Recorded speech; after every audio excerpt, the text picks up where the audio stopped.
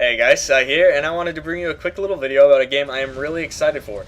That game is Dragon's Dogma Online. It was recently announced alongside a trailer, and it really has me hyped for two reasons, really. The first reason is because I really enjoyed playing the first Dragon's Dogma. It was released in 2012 by Capcom for the PS3 and Xbox 360, and to sum it up as quick as possible, I just quote what someone on Metacritic said, which I really agree with, is, if Skyrim and Dark Souls had a baby, that would be Dragon's Dogma. So being a fan of Skyrim and Dark Souls being one of my all-time favorite games, Dragon's Dogma was an amazing experience, and I'd recommend it to pretty much anybody. There was just so many things it did right: amazing monsters, epic environments, ridiculously satisfying attacks, and so much more. But ever since finishing that game, I've been waiting for a sequel or a PC version, and now I get both. That's right, Dragon's Dogma is coming out sometime this year in Japan for the PlayStation 3, 4, and the PC. At this point, they haven't technically announced a North American or European release. They have, however, trademarked the name Dragon's Dogma Online in all three of the areas, so I am crossing my fingers that it does come here and soon. But, you know, with all the fun I had with Dragon's Dogma, there was one thing that I desperately wanted in the game. I just kept hoping that maybe one day I would get it. So to provide a little bit of a backstory, there is this system in Dragon's Dogma where you could create followers called pawns, and after creating and customizing them, you could upload them for other players to download and grab up to 2 extra pawns that your friends or other people made. You could even customize how you wanted them to behave in battle. Yeah, it was pretty friggin' sweet, but anyone who knows me knows that I'm a sucker for co-op. I just kept thinking, damn, this game gets so close to having co-op, but it's just not quite there. And I really wanted to play in the world with my friends, to help them take down dragons and giants and stuff.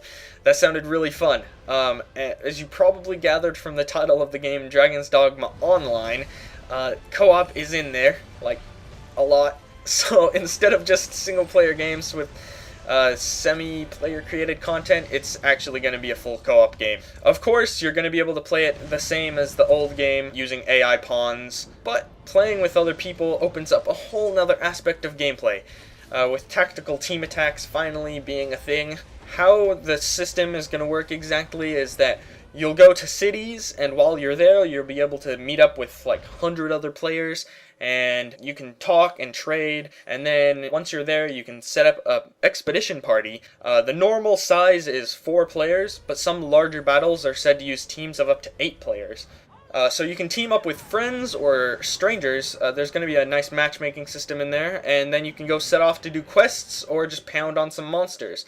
So the gameplay is said to be very similar to the previous game, which is very action-oriented, and the trailer really does seem to confirm that.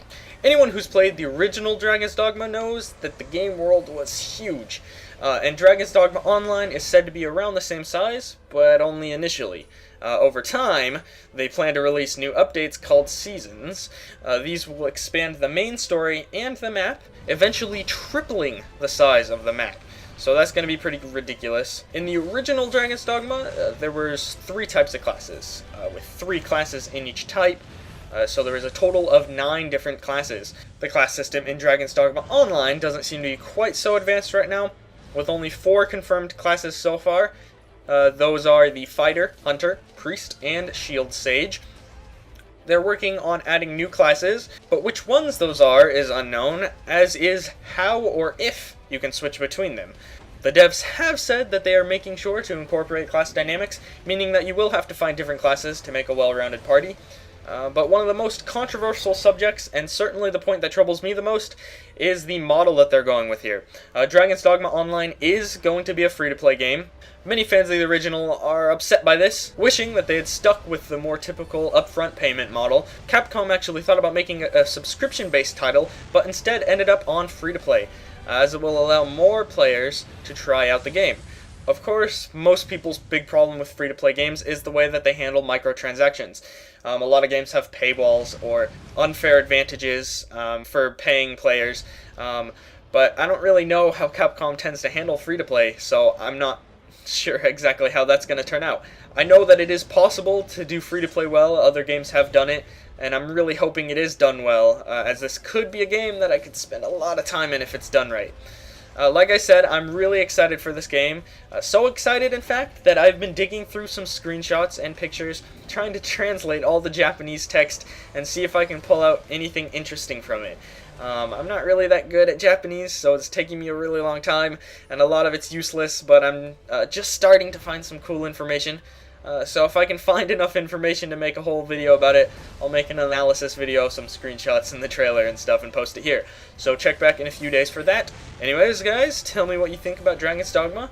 Will it be super popular? Will it tank? Let me know in the comments, and don't forget to like and subscribe to Gamegaming.